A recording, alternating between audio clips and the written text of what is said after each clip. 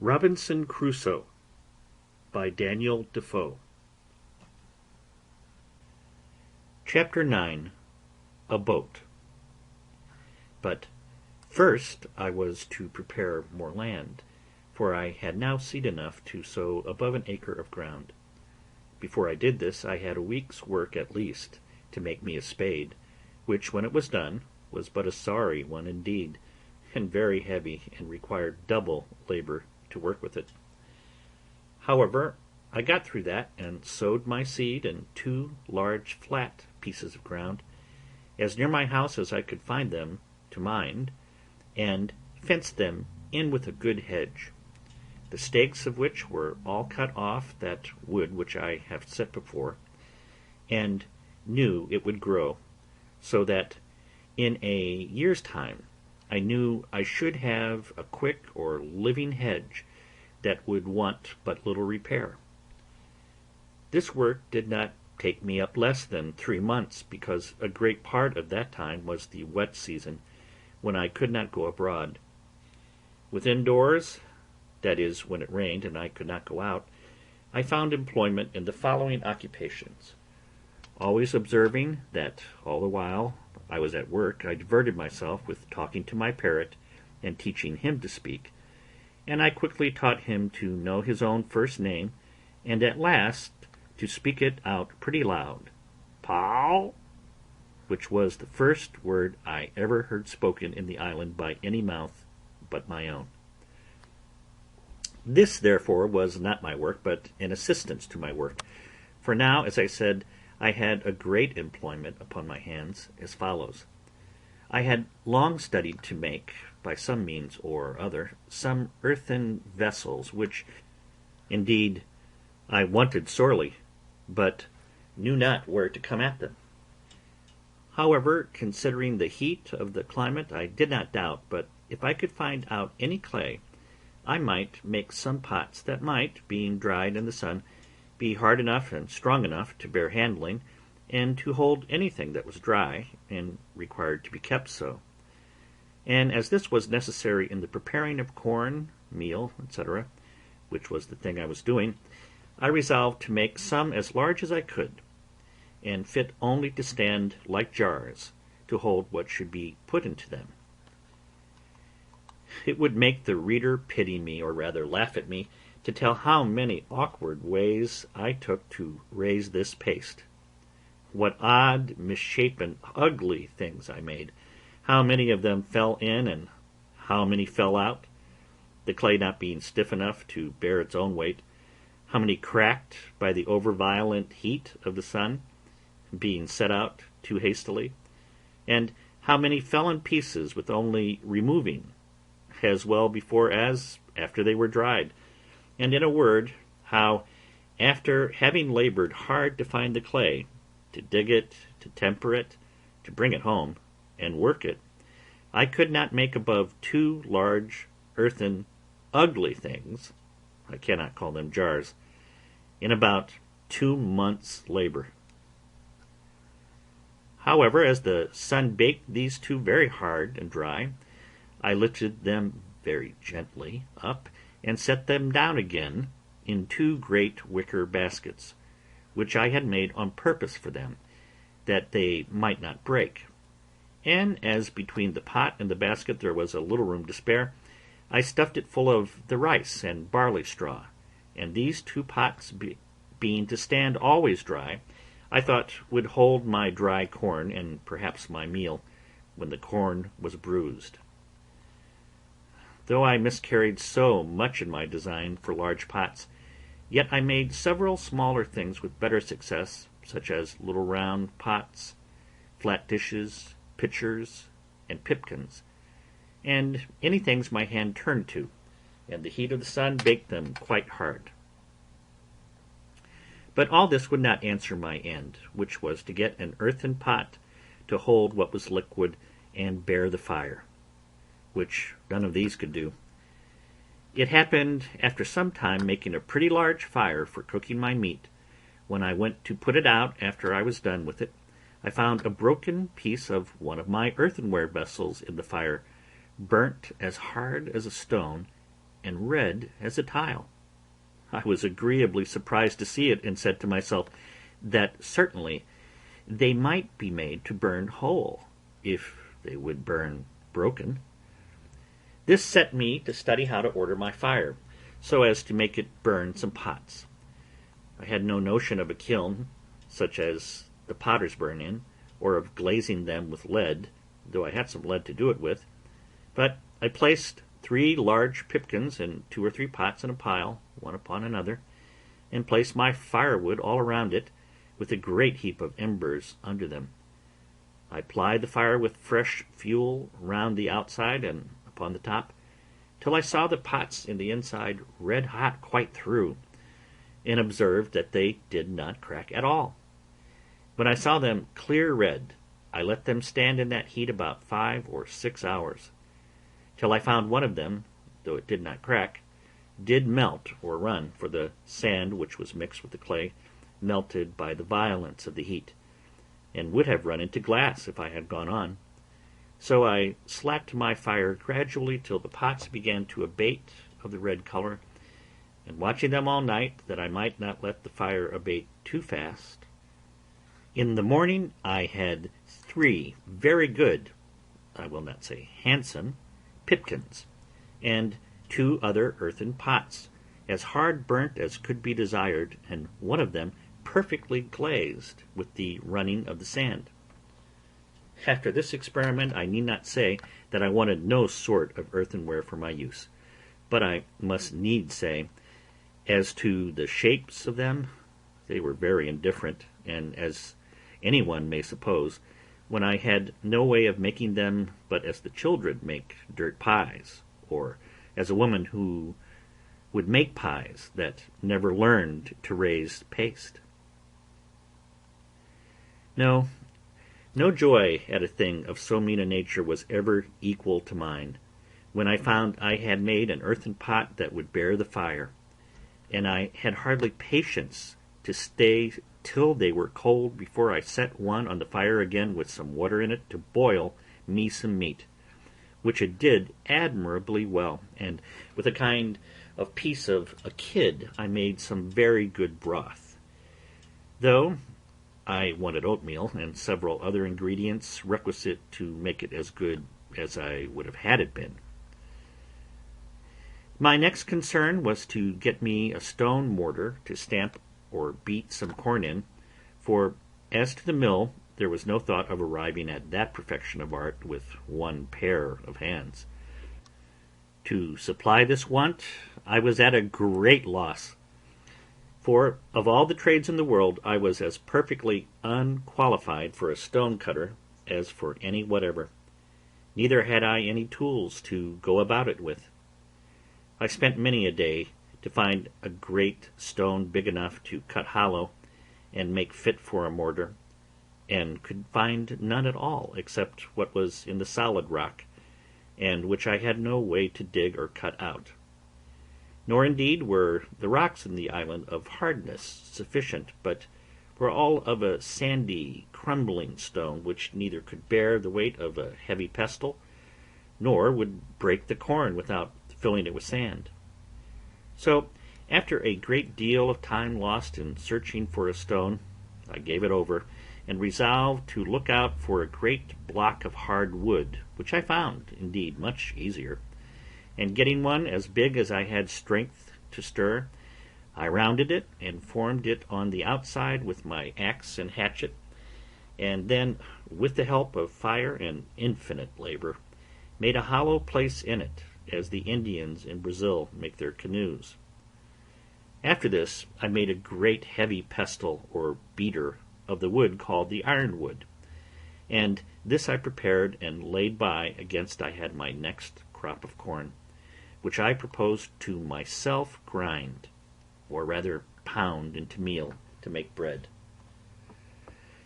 My next difficulty was to make a sieve or searce to dress my meal, and to part it from the bran and the husk, without which I did not see it possible I could have any bread. This was a most difficult thing even to look upon, for to be sure I had nothing like the necessary thing to make it. I mean fine thin canvas or stuff to searce the meal through. And here I was at a full stop for many months, nor did I really know what to do. Linen I had none left but what was mere rags. I had goat's hair, but neither knew how to weave or to spin it, and had I known how, here were no tools to work it with.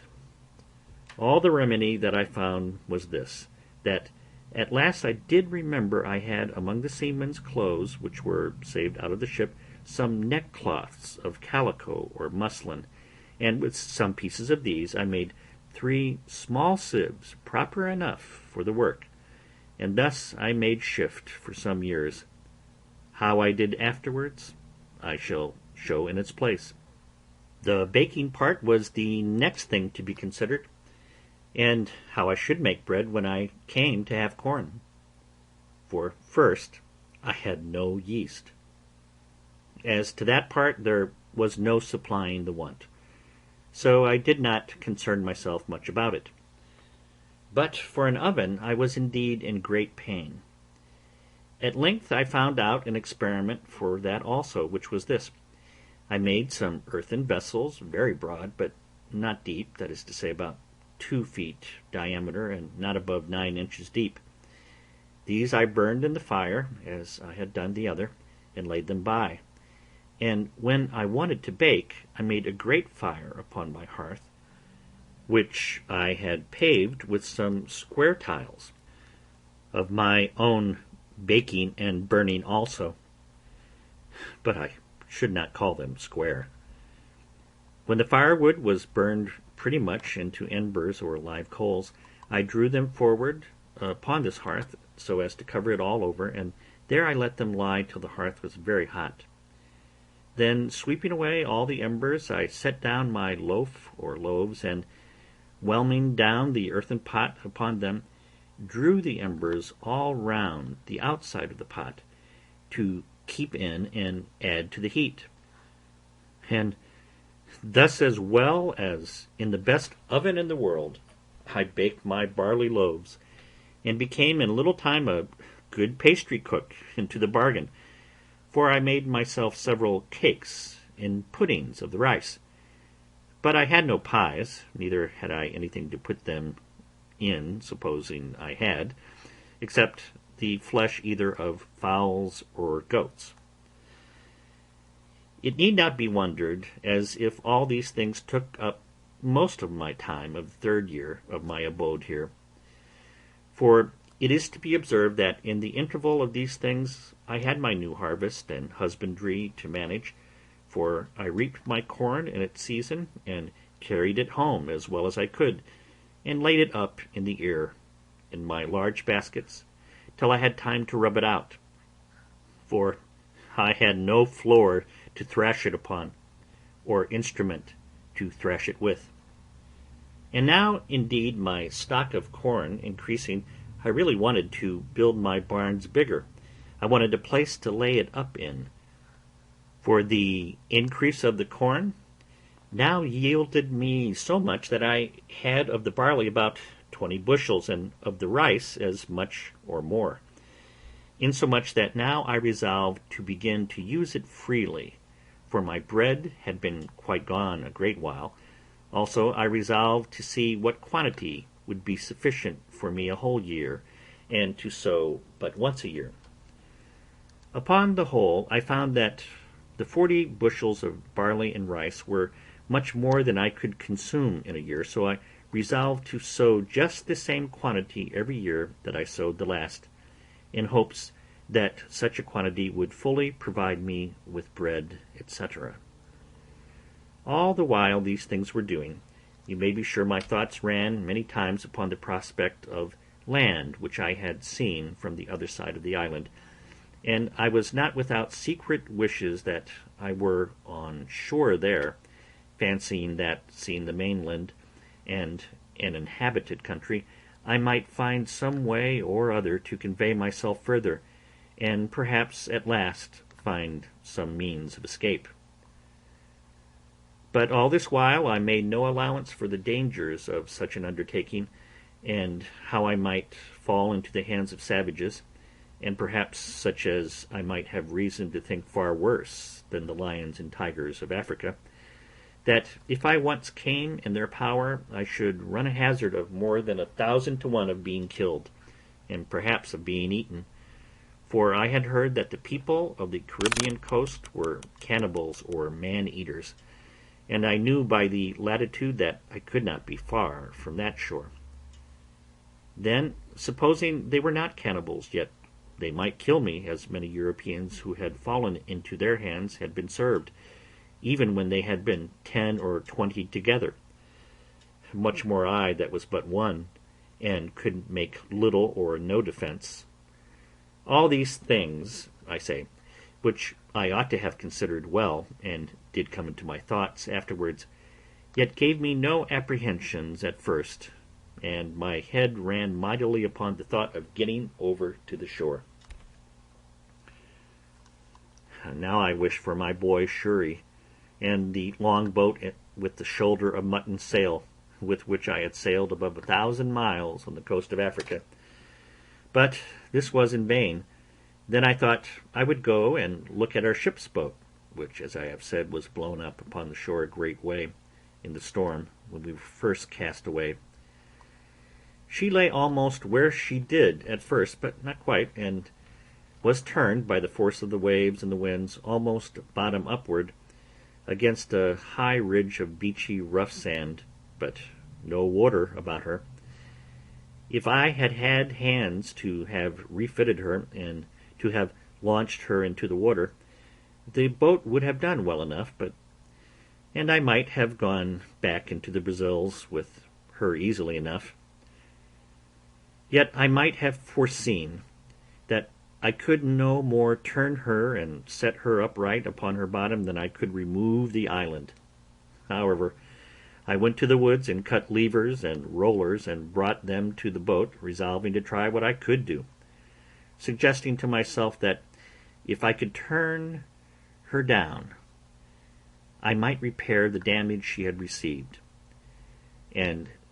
she would be a very good boat, and I might go to sea in her very easily.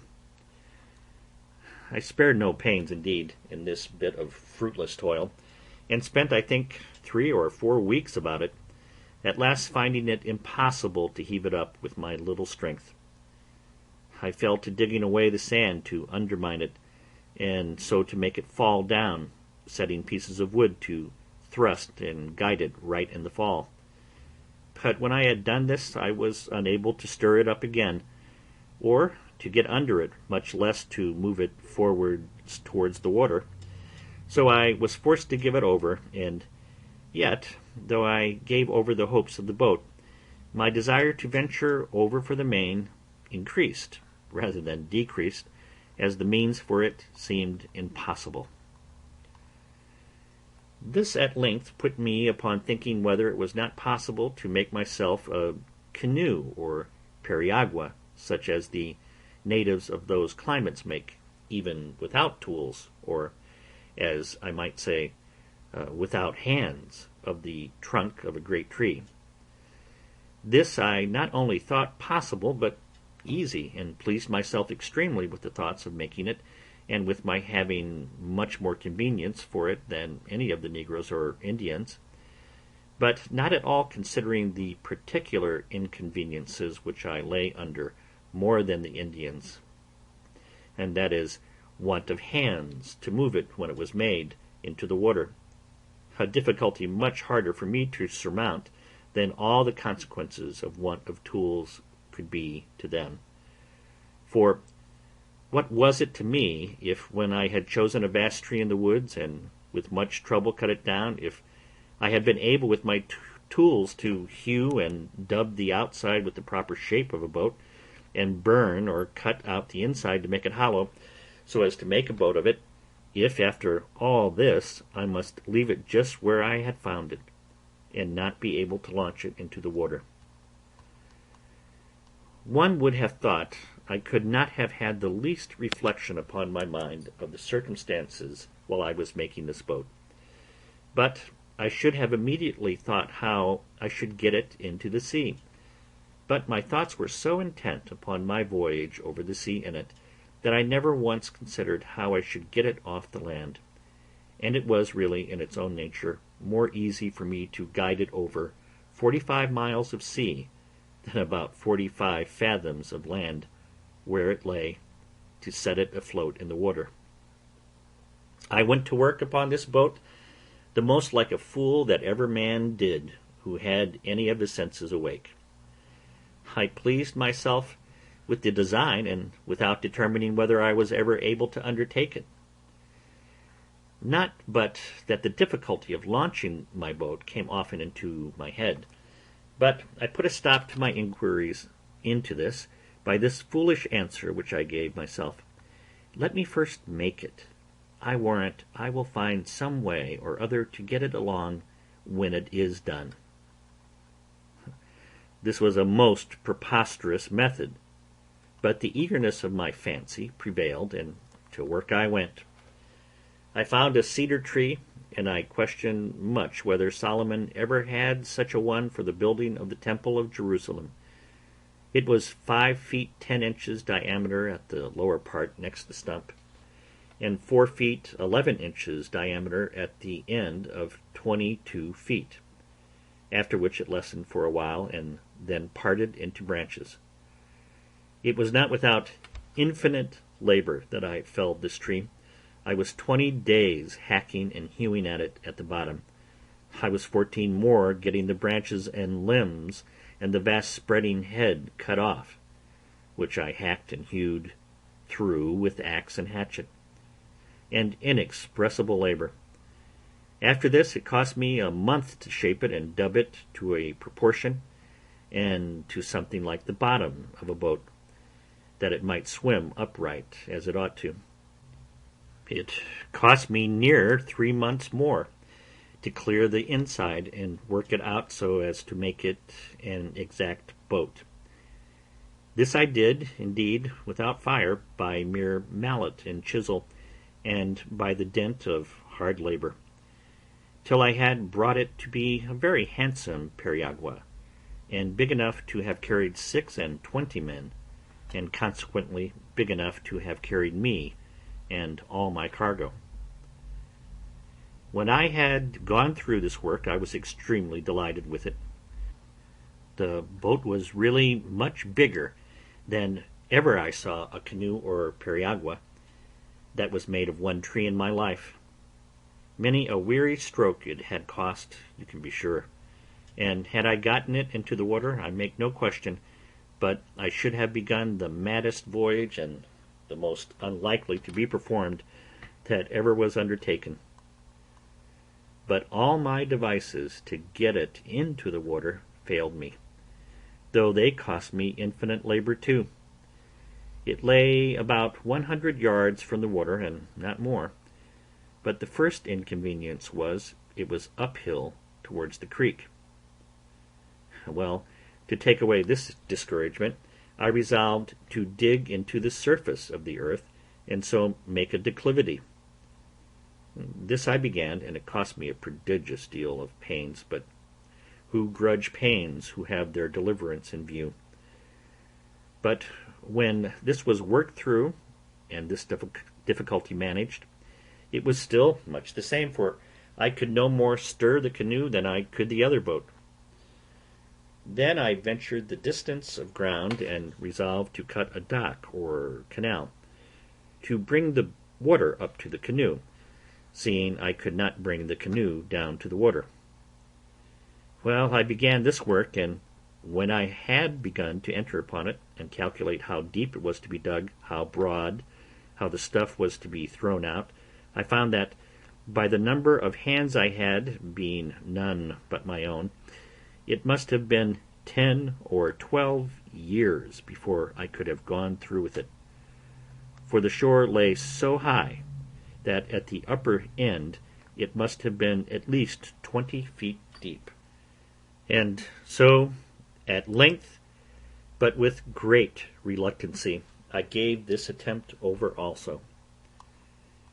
This grieved me heartily, and now I saw, though too late, the folly of beginning a work before we count the cost. and before we judge rightly of our own strength to go through with it. In the middle of this work I finished my 4th year in this place, and kept my anniversary with the same devotion, and with as much comfort as ever before, for, by a constant study and serious application of the Word of God, and by the assistance of His grace, I gained a different knowledge from what I had before. I entertained different notions of things.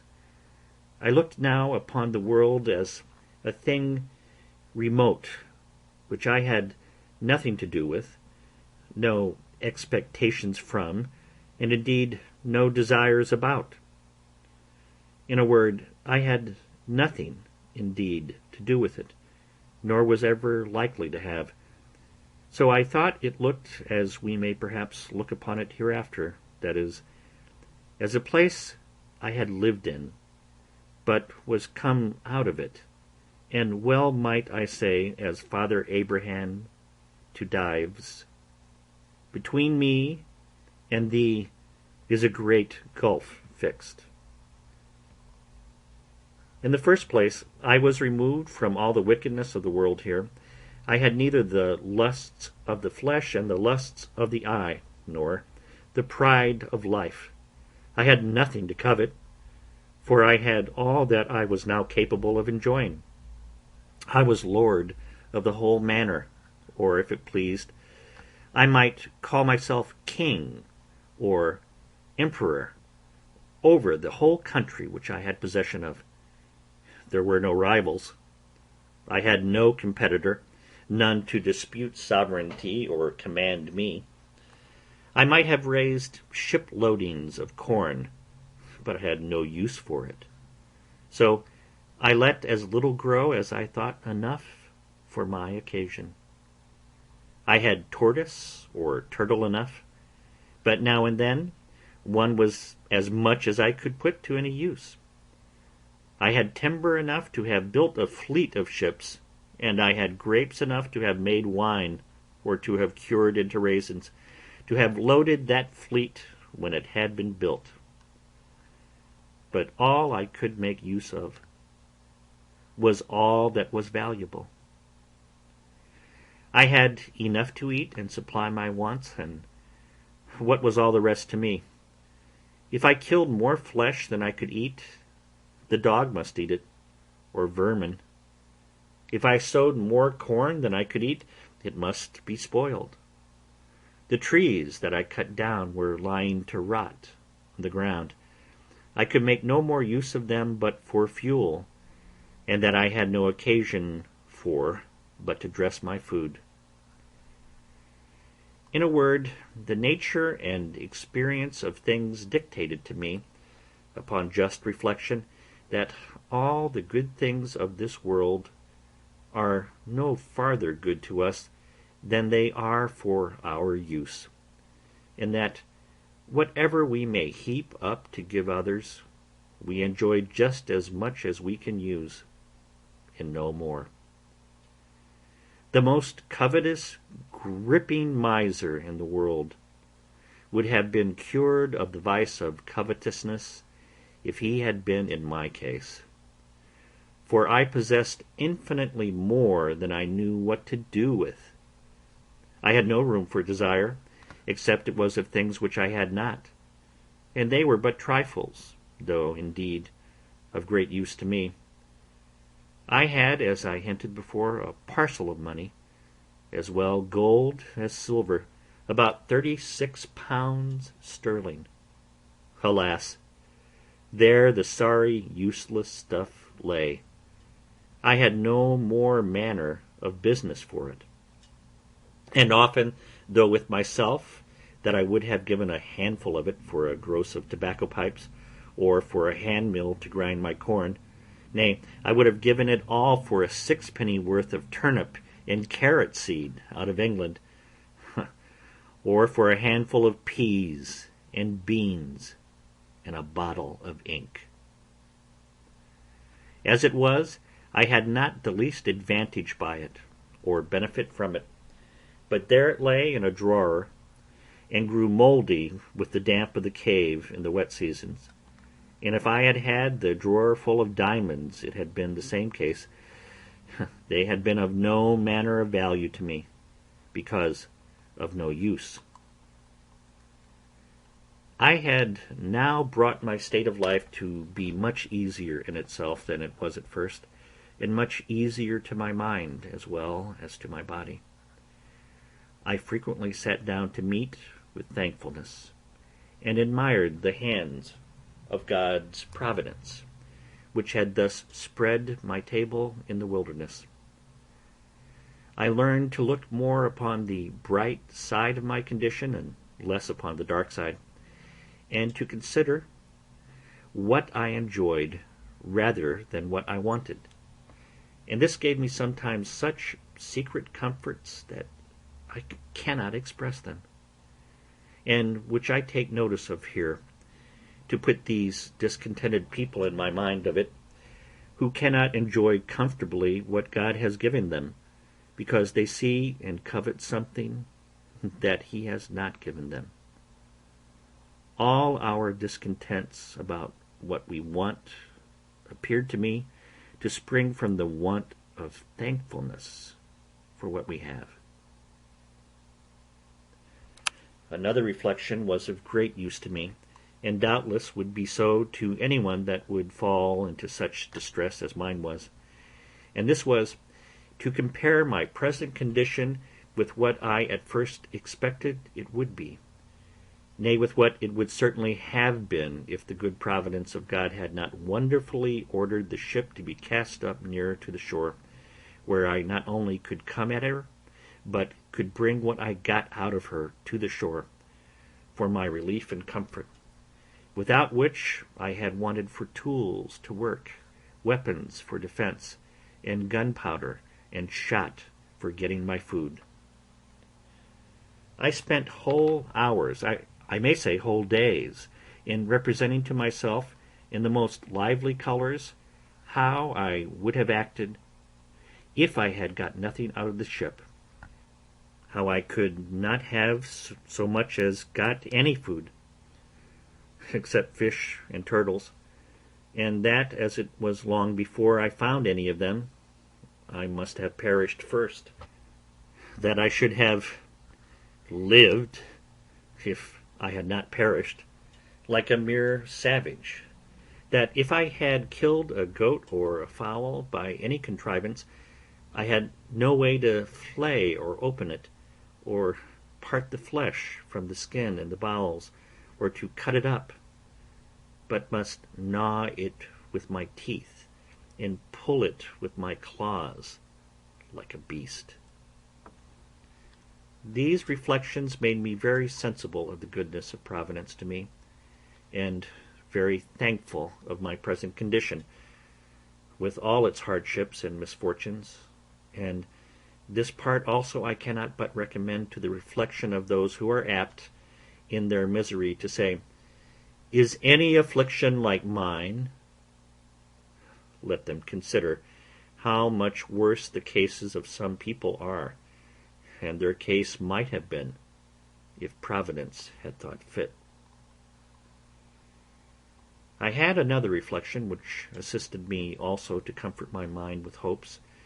and this was comparing my present situation with what I had deserved, and had therefore reason to expect from the hand of Providence. I had lived a dreadful life, perfectly destitute of the knowledge and fear of God. I had been well instructed by father and mother, neither had they been wanting to me in their early endeavors to infuse a religious awe of God into my mind, a sense of my duty, and what the nature and end of my being required of me. But, alas, falling early into the seafaring life, which of all lives is the most destitute of the fear of God, though his terrors are always before them, I say, falling early into the seafaring life and into seafaring company, all that little sense of religion which I had entertained was laughed out of me by my messmates, by a hardened despising of dangers, and the views of death which grew habitual to me by my long absence from all manner of opportunities to converse with anything but was like myself, or to hear anything that was good or tended towards it. So void was I of everything that was good, or the least sense of what I was,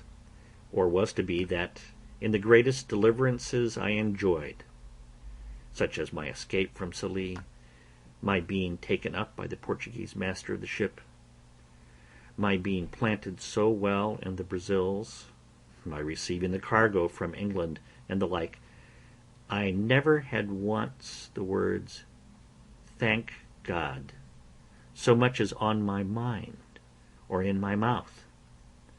Nor in the greatest distress had I so much as a thought to pray to him,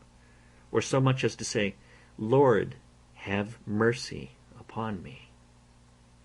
nor to mention the name of God, no, unless it was to swear by and blaspheme it.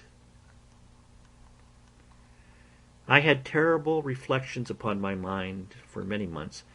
as I have already observed, on account of my wicked and hardened life past. And when I looked about me and considered what particular providences had attended me since my coming into this place, and how God had dealt bountifully with me, had not only punished me less than my iniquity had deserved, but had so plentifully provided for me, this gave me great hopes that my repentance was accepted, and that God had yet mercy in store for me. With these reflections I worked my mind up, not only to a resignation to the will of God in the present disposition of my circumstances, but even to a sincere thankfulness for my condition, and that I, who was yet a living man, ought not to complain, seeing I had not the due punishment of my sins, that I enjoyed so many mercies which I had no reason to have expected in that place, that I ought never more to repine at my condition, but to rejoice, and to give daily thanks for that daily bread, which nothing but a crowd of wonders could have brought, that I ought to consider I had been fed even by a miracle, even as great as that of feeding Elijah by ravens, nay, by a long series of miracles, that I could hardly have named a place in the uninhabitable part of the world where I could have been cast more to my advantage, a place where, as I had no society, which was my affliction on one hand, so I found no ravenous beasts, no furious wolves or tigers to threaten my life, no venomous creatures or poisons which I might feed on to my hurt, no savages to murder and devour me. In a word, as my life was a life of sorrow one way, so it was a life of mercy another, and I wanted nothing to make it a life of comfort but to be able to make my sense of God's goodness to me and care over me in this condition be my daily consolation. And after I did make a just improvement of these things, I went away and was no more sad. I had now been here so long that many things which I had brought on shore for my help were either quite gone or very much wasted and near spent. My ink, as I observed, had been gone some time, all but a very little, which I eked out with water, a little and a little, till it was so pale it scarce left any appearance of black upon the paper. As long as it lasted, I made use of it to minute down the days of the month on which any remarkable thing happened to me, and first, by casting up times past, I remembered that there was a strange concurrence of days in the various providences which befell me, and which, if I had been superstitiously inclined to observe days as fatal or fortunate, I might have had reason to have looked upon with a great deal of curiosity. First, I had observed that the same day that I broke away from my father and friends and ran away to Hull in order to go to sea, the same day afterwards I was taken by the Sallee man-of-war and made a slave. And the same day of the year that I escaped out of the wreck of that ship in Yarmouth Roads, that same day, year afterwards, I made my escape from Sallee in a boat.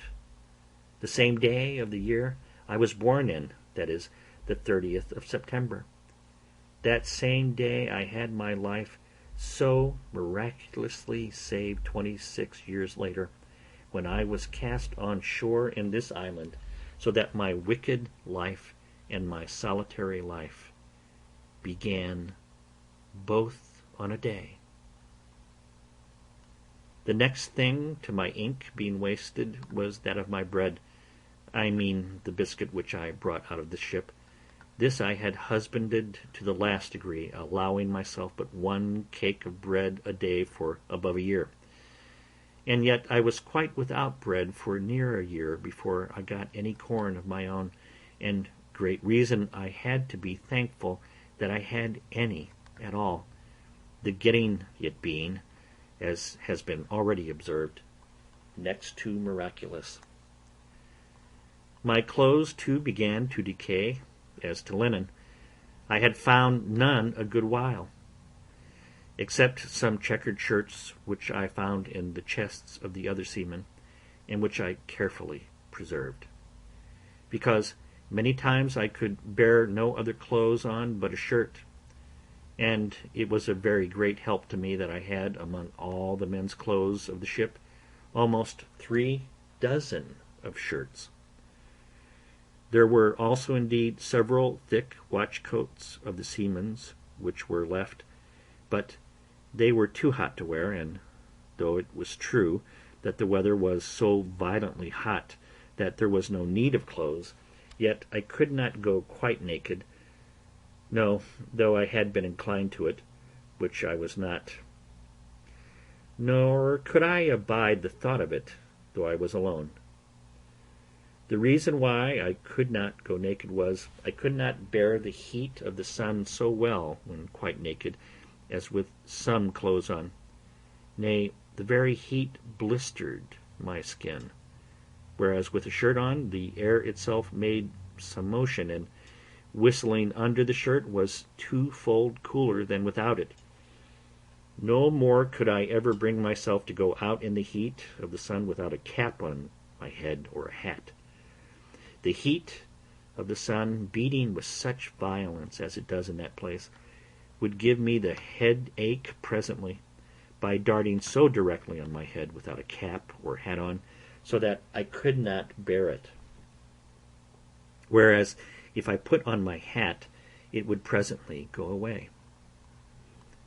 Upon these views I began to consider about putting the few rags I had, which I called clothes, into some order. I had worn out all the waistcoats I had, and my business was now to try if I could make jackets out of the great watch-coats which I had of me. But with such other materials as I had, I set to working, tailoring, or rather, indeed, botching, for I made most piteous work of it. However, I made shift to make 2 or 3 new waistcoats, which I hoped would serve me a great while. As for breeches and drawers, I made but a very sorry shift indeed till afterwards. I have mentioned that I saved the skins of all the creatures that I killed, I mean 4-footed ones, and I hung them up, stretched out with sticks in the sun, by which means some of them were so dry and so hard that they were fit for little, but others were very useful. The first thing I made of these was a great cap for my head, with the hair on the outside to shoot off the rain. And this I performed so well that after I made me a suit of clothes wholly of these skins, that is to say, a waistcoat and breeches open at the knees and both loose, for they were rather wanting to keep me cool than to keep me warm, I must not omit to acknowledge that they were wretchedly made, for if I was a bad carpenter, I was a worse tailor. However, they were such as I made very good shift with. And when I was out, if it happened to rain,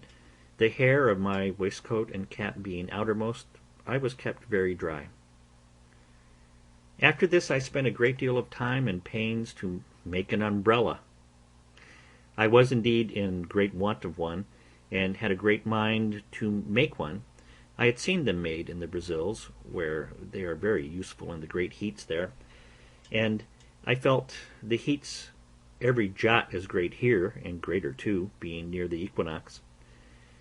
Besides, as I was obliged to be much abroad, it was a most useful thing to me, as well for the rains as the heats. I took a world of pains with it, and was a great while before I could make anything likely to hold. Nay, after I had thought I had hit my way, I spoiled 2 or 3 before I made one to my mind. But at last I made one that answered indifferently well. The main difficulty I found was to make it let down. I could make it spread, but if I did not let down to and draw in, it was not portable for me anyway, but just over my head, which would not do. However, at last, as I said, I made one to answer, and covered it with skins, the hair upwards, so that it cast off the rain like a penthouse, and kept off the sun so effectually that I could walk out in the hottest of the weather with